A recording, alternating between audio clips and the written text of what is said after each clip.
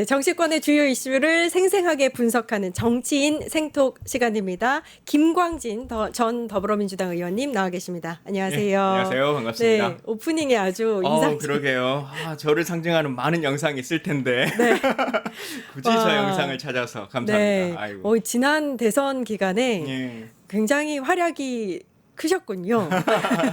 저건 이제 총선 때 영상이고 네, 네. 대선 때는 중앙선대위에서 아. 이제 부위원장 맡아서 역할하고 또 민주정부 계승위원회 그리고 뭐 게임산업위원회 뭐 여러 가지 활동들 좀 했었습니다.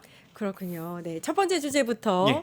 의원님과 나눠볼 텐데요. 불황과 싸울 이재명의 경제팀입니다. 인선 이야기겠죠. 어제 오후에 강훈식 비서실장이 대통령실에 경제팀 참모 명단을 발표를 했는데 좋은 반응을 보이고 있는 것 같습니다. 일단 경제 성장 전략에 대한 이해도가 높은 인사다라는 평가가 주를 이루는 것 같아요. 사실은 청와대 그 관련한 인사를 얘기할 때 이제 실장급들은 당연히 먼저 하실 거고 그 다음으로 한다 그러면 정무수석이 서열상으로는 가장 높거든요. 그래서 정무수석을 먼저 발표하지 않을까라고 생각했었는데 대통령 되시고 나서도 가장 먼저 하셨던 게 비상경제점검회의를 하신 상태 그리고 이 국민들의 삶을 지켜내는 것 경제라고 하는 것이 훨씬 더 중요하다라고 하는 생각에 방점을 찍으셔서 지금 정책실장, 경제성장수석 그리고 재정기획보좌관이 3인을 임명하신 상태이신 것 같습니다. 근데 좀 유념해서 보고 싶은 부분 중에 하나는 재정기획관인데요. 정확한 명칭은 재정기획보좌관으로 이제 했죠. 근데 문재인 정부 때는 재정기획관이라는 명칭이 있었고 윤석열 정부에서는 이제 그 직위가 아예 없어졌었는데 문재인 정부도 하여튼 격상해서 수석급으로 재정기획보좌관을 만들었다라고 하는 것이 상징하는 부분들이 좀 많이 있는 것 같습니다. 네. 일단 정책실장에는 기재부 1차관을 출신의 예. 김용범 정책실장이 인선이 됐고 경제성장수석 원래 이제 경제수석인데 경제성장수석으로 바뀌면서 대통령 자문위 경험이 있는 하준경 예. 수석이 임명이 됐습니다. 재정 경제 분야의 전문가인 류적헌 이분도 이제 수석급의 재정기획보좌관으로 임명이 됐네요. 예. 일단 경제 쪽에 이제 대통령실이 국정 철학에 이제 방점을 뒀다, 완결성에 방점을 뒀다 이렇게 예. 보면 되겠죠. 인사에 고민이 많으신 상태였다라고 하는 게 면면을 통해서 좀 보여지는 것 같습니다. 사실 국민주권 정부, 그러니까 이재명 정부는 문재인 정부를 비롯해서 민주정부 3기 세계의 민주정부를 계승한다라고 하는 측면, 이어달리기를 해야 된다라고 하는 측면도 있겠습니다만 민주정부 3기를 넘어서는 성과를 보여줘야 한다라고 하는 각오와 다짐도 있을 거라고 생각합니다. 거기에 더해서 최근에 경험했었던 문재인 정부 그리고 윤석열 정부에서 보여줬던 모습 중에서 이런 부분들은 좀 바꿔야 하는 것이 아닌가라고 하는 것에 대한 반성들도 많이 있었을 것 같은데요. 그런 모습을 이번 인사에 좀 보여준 것 같습니다. 특히 아마 이제 정책실장이나 경제수석을 정하는 과정에서 특히 정책실장이 그러겠죠. 너무 기재부 출신을 쓰면 국간을 단속해야 된다라고 하는 것 때문에 재정을 풀지 않아서 걱정이 되고 그렇다고 또 너무 교수 중심으로 인사를 하게 되거나 측근 중심으로 하게 되면 너무 또 현상과 현실과 동떨어지는 주장들만을 펼치는 이제 이런 모습들을 많이 보인다.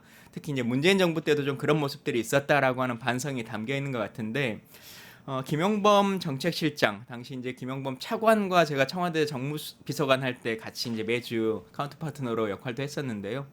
기재부 출신 중에서는 되게 정무 감각이 높은 편이고 또 정당이 주장하는 바에 대해서도 당정회의를 할 때 꽤 친숙하게 받아주는 스타일의 기재부 출신입니다. 그리고 경제성장수석을 맡았던 하준경 지금 수석 같은 경우는 이재명 대통령이 추구해 왔었던 경제성장의 여러 가지 방향들을 이론적으로 만들어 왔던 분이기 때문에 이 세 분이 잘 모여서 역할들을 할 수 있을 것 같고 특히 재정기획보좌관이라고 하는 자리를 통해서 조금 더 기재부가 독자적으로 역할을 하는 것이 아니라 청와대가 주도권을 갖고 재정 운영을 관리하겠다라고 하는 대통령의 의중도 반영된 것 같습니다. 조금 전에 기재부 관련한 말씀들을 하셨는데 예. 아무래도 이제 이재명 대통령이 경기도지사 시절에 재정의 중요성에 대해서 많이 강조한 바 그렇죠. 있고 그 기재부가 이제 방금도 말씀하셨듯이 이제 고관 문을 잠가서 재정이 이제 국가 경제가 제대로 돌아가지 않았다 이런 비판이 있었잖아요. 새 정부에서는 기재부에서 예산 관련한 편성, 기능 분리에 대한 이야기도 솔솔 나오고 있는데 어떻게 보세요? 그러니까 기재부를 예산정책처로 낮추고 관련한 역할들을 대통령실이 하거나 아니면 총리실 직속으로 하거나 이렇게 바꿔야 된다라고 하는 의견들이 많이 있는 것 같은데요. 지금 재정기획관을 재정기획보좌관, 그러니까 수석으로 앉혔다라고 하는 것은 청와대가 그 관련한 업무를 기재부에 독자적으로 주지는 않겠다라고 하는 모습은 보여주는 것 같습니다. 아직 정부 조직이 개편되기 전이기 때문에 정확하게 부처의 명칭을 어떻게 가져갈 것인지라고 하는 부분들은 좀 지켜봐야 되겠습니다만 사실 그동안 너무 오랫동안 이게 뭐 진보 정부냐 보수 정부냐를 떠나서 여러 정부 부처와는 다르게 기재부는 부처 중에서도 상급의 부처인 것처럼 행동을 했고 네. 특히 청와대의 어떤 요구, 특히나 대통령의 국정 철학을 반영하는 예산의 반영에 있어서도 대통령이 일정 정도 부탁을 해야 되는 어떤 위치처럼 그랬었죠. 이렇게 운영을 하는 측면이 있었는데 이제는 그러지 않고 통수권자인 대통령의 관할 안에 있는 정부 부처 중에 하나다라고 하는 것을 명징하게 보여주고 있는 것 같습니다. 네. 또 인선 중에 눈길을 끄는 인선이 예. 민정수석 비서관으로 예. 오광수 전 대구지검 검사장이 유력하게 거론되고 있는데 검찰 출신이고 검찰 개혁 의지가 있는 분이다. 뭐 이런 평가를 받고 있기도 하고 그 부분에 대한 또 반대급부의 우려를 보이는 그런 얘기도 나오고 있어요. 예. 이제 어떻게 보세요? 이제 아직은 정식으로 뭐 대구지검 검사장을 했었던 오광수 검사장을 임명하겠다라고 발표를 한 것도 아니고 또 당에게 어떤 것을 요청한 것도 아닙니다. 여러 이제 설들이 있는 인사 중에 하나이신데 너무 앞서서 이런 고민을 언론을 통해서 부정적으로 말할 필요는 없을 것 같다라는 생각이 좀 1차적으로 들고요. 또 하나는 저도 청와대에서도 근무를 해보고 뭐 국회나 국회의원도 해보고 여러 가지를 해봤습니다만 요즘 드는 생각 중에 하나는 인사권자가 가진 인사권이라고 하는 것은 좀 존중할 필요가 있다고 생각합니다. 이분이 검찰의 특수통 출신이다라고 하는 것을 모르지 않고 고민했을 거라고 생각합니다. 실제 인사를 한다라는 것을 가정한다면. 그리고 다른 뭐 언론을 통해서나 아니면 접했던 어떤 것들을 떠나서 청와대의 인사 시스템을 통해서 검증할 수 있는 자료가 훨씬 더 방대합니다. 그런 것들을 다 감안한 이후에도 인사권자가 이런 결정을 한다라고 한다면 대통령으로서 최종적으로 업무의 평가로서 실적으로서 최종적으로 이제 평가받는 것이지 하나하나의 인선안을 가지고 대통령의 통치 행위나 인사 행위를 비판하거나 뭐 이렇게 논쟁할 필요성은 정말 없다 이렇게 보여집니다. 네. 어제 재미있었던 또 주요 이슈 중에 하나가 예. 야권에서 이재명 대통령의 인선이 이제 부럽다 이런 평가가 나오기도 했어요. 예. 그러니까 김병욱 전 의원이 만약에 3년 전에 우리가 홍준표 국무총리, 유승민 경제부총리, 이준석 당대표 체제로 당과 정부를 운영했다면 이렇게 한탄을 했다고 그죠. 하거든요. 어떤 의미일까요? 사실은 윤석열 정부 3년을 운영하는 동안에 국민의힘 분들도 다 이런 고민을 했었을 거라고 생각합니다. 대통령은 연임하는 것도 아니기 때문에 자기 당의 후발주자를 잘 키우는 것도 업무 중에 가장 중요한 일 중에 하나거든요. 근데 윤석열 대통령은 그런 일들을 전혀 하지 못했죠. 근데 이재명 대통령이 당선되자마자 뭐 아직은 인사가 확정되지는 않았습니다만 행안부 장관으로 가장 정치적으로 이제 경쟁 관계에 있었던 김경수 전 지사를 임명할 수 있다라고 하는 모습도 보여주고 뭐 박용진 전 의원 같은 경우도 복지부 장관이나 산업부 장관으로 할 수 있다 이제 이런 얘기들을 하시는데 그런 그림들이 좀 많이 만들어졌으면 좋겠고요.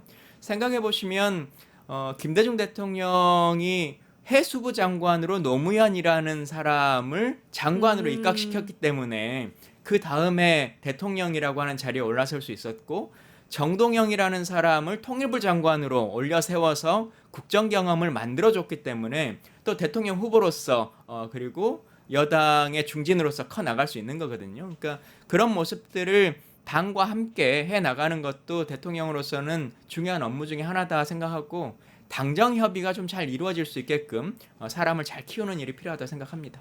이재명 대통령이 사실 실력과 뭐 효용성을 강조한 그런 인선들을 지금까지 보이고 있고 또 좋은 반응을 얻고 있기 때문에 예. 앞으로의 인선도 기대가 되는 그런 상황인 것 같습니다. 예. 주제 두 번째로 넘어갈 텐데요. 트럼프와 드디어 첫 통화입니다. 어젯밤에 두 정상 이재명 대통령과 트럼프 미국 대통령이 첫 통화를 했고 뭐 골프 라운딩부터 시작해서 암살 시도 뭐 여러 가지 이야기를 나눴다고 해요. 분위기가 나쁘진 않았던 것 같아요.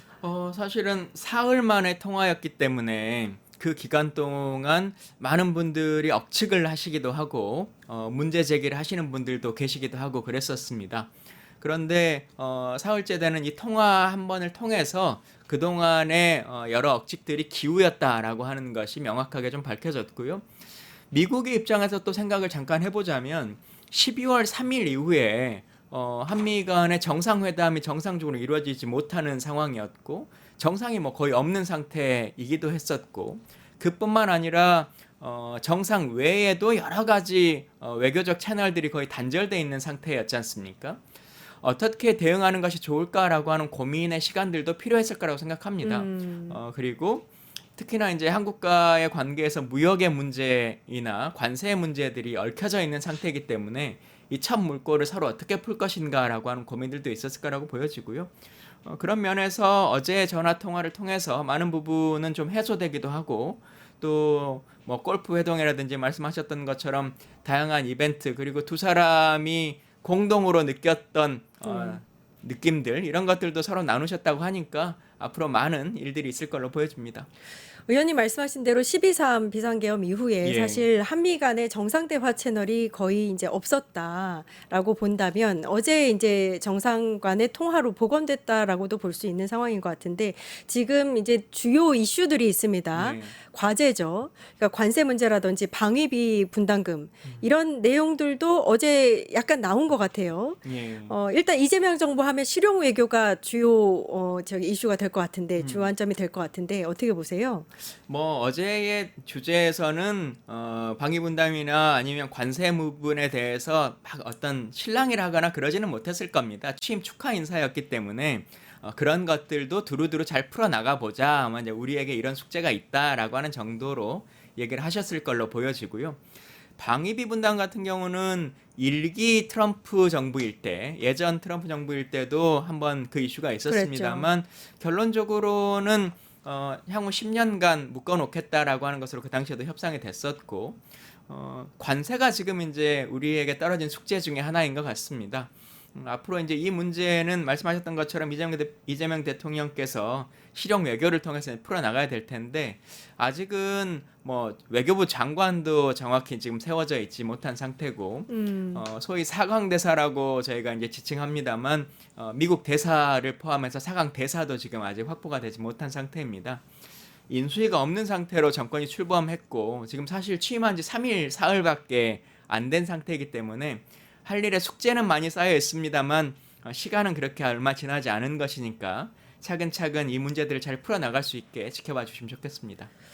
15일부터 G7 정상회의가 열리고 여기에 초청을 받아서 이제 참석하겠다. 오늘 이 뉴스도 나왔었습니다. 이렇게 되면 이재명 대통령과 트럼프 미국 대통령 첫 대면이기도 하고 이 자리에서 정상회담이 처음으로 열릴 수도 있겠네요. 뭐 지켜봐야 되겠습니다만 G7 정상회의라고 하는 것이 또 워낙 이제 다자회의도 많고 독자회의도 많고 뭐 그렇습니다만 일정 잡기가 생각보다 순탄하지는 않습니다. 그리고 양 정상 간의 의제가 합의가 되려면 사전에 의제 조율을 위한 회의들이 많이 필요하거든요. 그렇죠. 근데 저희 같은 경우는 지금 그 준비가 원활하게 이루어지지 못한 상태로 있기 때문에 큰 숙제를 안고 있는 상태에서 정상회담을 빨리 하는 게 꼭 좋은 건가라고 하는 부분에 대해서도 아마 외교 채널에서 고민을 해볼 거라고 생각하고 왜냐하면 정상 간에 만났는데 타결되지 못하고 서명되지 못하는 관계로서 끝나버리는 모습은 사실 별로 좋지 않습니다. 그렇기 때문에 지금 여기서는 그냥 인사 정도를 하는 것도 하나의 방법일 수 있겠고요. 그 외에도 여러 가지 정상회담들이 밀려 있고 또 특히 트럼프 대통령이 미국으로 초청을 정식으로 했기 때문에 그 일정을 잘 잡아서 준비하는 것도 하나의 방법이다라고 생각하고 윤석열 대통령이 있던 시절에 소위 노룩 악수 그리고 뭐 50 몇 초간의 정상회담 뭐 이런 것들을 있었죠. 예. 정상회담이다라고 하는 것을 얘기를 했었는데 그런 것들을 국제적으로 정상회담이라고 칭하지 않는 것이기 때문에 제대로 된 준비 그리고 의제가 있는 회담 이런 것들을 잘 준비하는 게 필요하다고 생각합니다. 지금 그 말씀하시니까 윤석열 정부 때 예. 노루각수라든지 뭐 50여 초 예. 정상회담이라든지 이런 말씀을 하시니까 좀 너무 욕심을 내서 정상회담 언제 하는가를 가지고 또 언론이 예. 이렇게 이슈를 갖고 가면 안 될 것 같다 이런 생각이 맞습니다. 들고 예. 일단 대통령실이 방미 특사단을 검토하고 있고 중일 정상과 통화도 조율 중이다 이런 뉴스까지 나오고 있습니다. 자, 주제 세 번째로 넘어가 보도록 하겠습니다. 리박스쿨 CCTV엔 뭐가 담겼을까입니다. 서울교대가 리박스쿨 추천 강사 11명을 늘봄 학교 강사로 보낸 게 밝혀졌습니다. 강의 내용 등 실태 조사가 필요한 상황인 것 같은데 어떻게 보세요? 리박스쿨이라고 하는 게 이승만 박정희를 알린다라고 하는 이승만 박정희 스쿨의 약자이거든요. 네.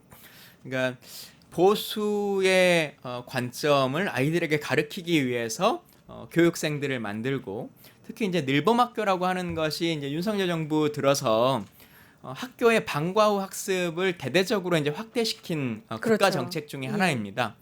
사실 대한민국의 많은 교육 프로그램들을 갖추고 있고 지역아동센터를 비롯해서 준공영의 역할들을 하는 곳들이 많이 있는데 늘봄학교를 왜 이렇게 양성하냐라고 하는 것에 대한 비판들도 사실 있었거든요.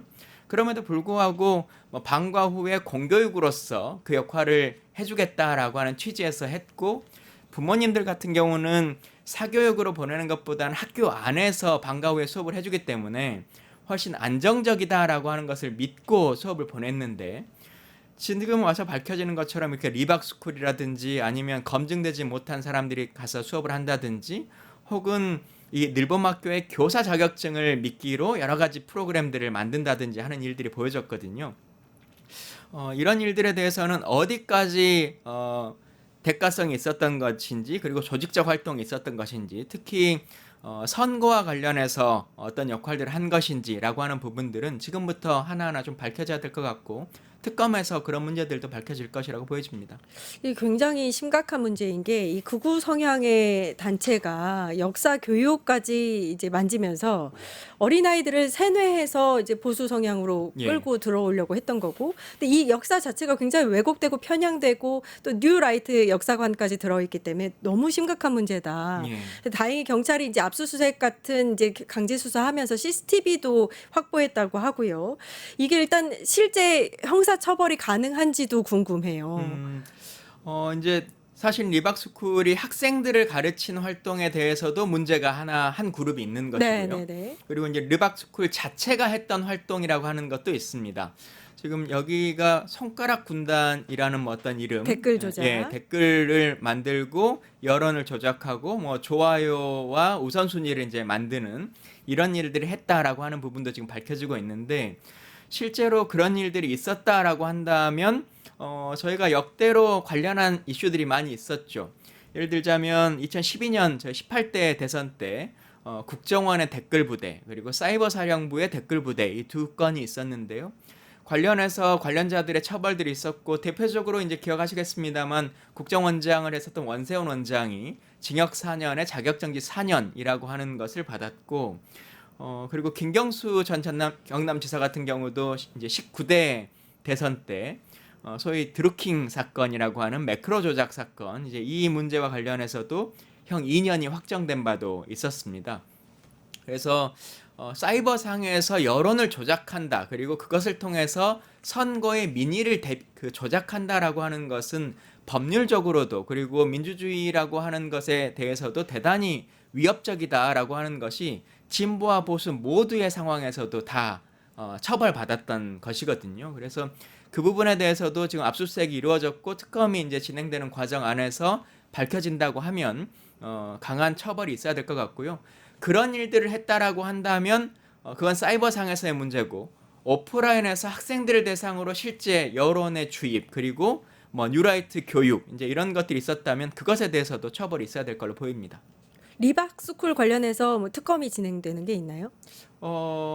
이제 관련한 사항들에 대해서도 특검을 좀 진행해야 될 거라고 보여집니다. 네네네. 예. 민주당이 일단은 진상조사위를 출범한 상태고 예. 관련한 뭐 댓글 조작부터 시작해서 이제 역사교육관, 뉴라이트 역사교육관 교육까지 굉장히 중요한 문제들이 있기 때문에 예. 말씀하신 대로 특검까지 가는 것도 좀 필요하지 않을까라는 생각도 들고요. 교육부 장관의 현안 질의가 11일 날 예정돼 예. 있긴 한데 이주호 장관 입장에서는 본인이 뭐 어찌 보면 당사자이기 때문에 현안 질의에서 정상적으로 답하기는 어려울 것 같고 새 정부 들어서서 소위 이제 뭐 이걸 적폐청산이라고 해야 될지 뭐 잘못된 것을 바로잡는다라고 해야 될지 모르겠습니다만 제대로 된 조사가 이루어져야 될 것 같고요. 국회 차원에서라도 특검은 이루어질 수 있다 이렇게 보여집니다. 일단 댓글 조작 관련해서는 실제 형사처벌이 가능할 거다 이렇게 말씀을 하셨고 예. 그 늘봄 학교 강사 자격증을 이 리박스쿨이 줬잖아요. 예. 이 부분도 사실 의혹이 해소돼야 되는 부분이에요. 이제 그 학부모들 입장에서는 우리 아이들에게까지 이렇게 왜곡된 역사관을 가르치려 했다는 것에 경악을 금치 못하고 있거든요. 어떻게 보세요? 리박스쿨의 대표자분이 교육부의 정책자문위원을 맡고 뭐 이제 쭉 정부와도 연계성을 갖고 있다라고 하는 것은 하나하나씩 밝혀지고 있는 거지 않습니까? 그러면 과연 어디 정도까지 단순히 리박스쿨이 어떤 문제를 일으켰냐만을 넘어서서 그리고 서울교대만이 지금 이런가라고 하는 것을 넘어서서 그렇죠. 늘봄학교가 전국적으로 있는 상태이기 때문에 과거의 상황을 한번 생각해 보시면 박근혜 정부 때 보훈처를 동원해서 전국적으로 보훈교육이라고 하는 이름으로 학생들에게도 교육을 하고 시민들에게도 교육을 했던 프로그램들이 있었습니다. 그런 것들과 아마 동일한 방식으로 운영됐을 거라고 보여지기 때문에 교육부는 어디까지 연계되어 있는 것인지 라고 하는 것도 밝혀져야 하는 것이고요. 전국적인 늘봄학교 안에서 꼭 리박스쿨이라고 하는 이름이 아니더라도 예를 들면 지역별로 이름을 좀 달리했을 수도 있거든요. 그래서 그런 프로그램들에 대한 전면적인 조사도 이루어져야 될 거라고 보이고 말씀하신 것처럼 특히 아이들에게 그리고 제가 말씀드린 것처럼 이게 공교육의 일환으로 학교가 방과 후에 학교 교실에서 수업을 해주는 것이거든요. 네. 그래서 훨씬 더 신뢰성이 높은 것인데 이런 뉴라이트 교육을 해왔다라고 하는 부분에 대해서는 과연 이것만 그런 것인지 아니면 늘봄 스쿨의 전체적인 교육 프로그램은 어땠던 것인지 국회에서도 좀 전면적으로 다뤄볼 필요가 있다고 생각합니다. 1조 가까이나 되는 늘봄 학교 예산이 2026년에는 3조 이상으로 늘어난다 예. 이런 얘기도 있는데 일단 11일입니다. 다음 주 수요일에 이주호 교육부 장관이 현안 질의를 할 예정인데 이 늘봄 학교에 대한 전수조사도 진행 중이잖아요. 관련해서 좀 자세한 브리핑이 있었으면 하는 그런 바람입니다. 정치인생톡 김광진 전 더불어민주당 의원과 이야기 나눠봤습니다. 감사합니다. 예, 감사합니다. 정치하는 언니들 바로 찾아뵙겠습니다. 뉴스토마토가 12.3 내란을 막아낸 시민영웅 1000명 찾기 프로젝트를 진행합니다. 내란을 막고 탄핵 소추를 이뤄낸 시민영웅 1000명을 찾아내 대한민국 민주주의의 역사로 기록하고 시상의 본보기로 삼음으로써 민주주의를 더 널리 확산하기 위한 프로젝트입니다. 이 과정에 직접 참여했거나 참여자를 추천해 주실 분들은 우측 제보하기 QR코드나 아래 메일로 추천 및 제보해 주세요. 많은 참여 바랍니다. 뉴스토마토와 함께해 주실 분들을 기다립니다.